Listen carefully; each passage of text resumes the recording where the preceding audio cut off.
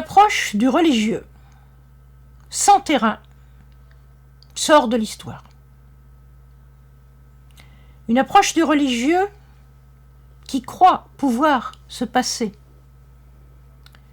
de ramener sa compréhension au religieux qui parle religieux, eh bien, cela n'aboutit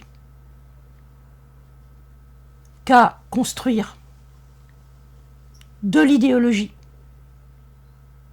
C'est une des grandes illusions de ce qu'on appelle le dialogue interreligieux que de croire que l'on peut se passer de se reporter, dans le cas de chaque religion, au terrain dans lequel ces religions évoluent et aux évolutions que subissent ces terrains.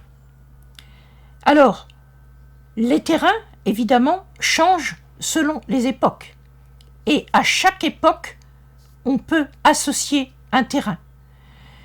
Le fait de vouloir se passer de ce recours à une implantation matérielle sur un terrain géographique, sur un terrain sociétal, amène à croire faire se répondre des textes par-delà les siècles, par-delà les régions.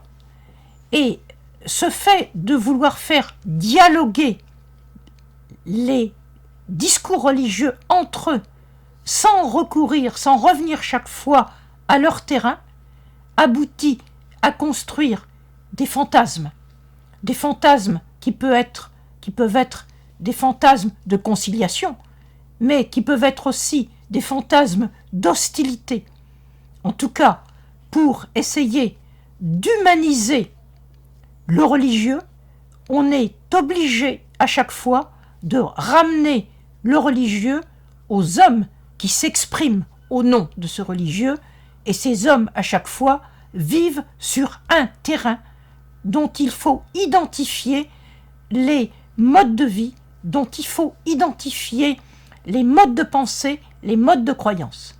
Sinon, on reste dans le fantasme religieux, ce qui est une catastrophe pour l'histoire des hommes.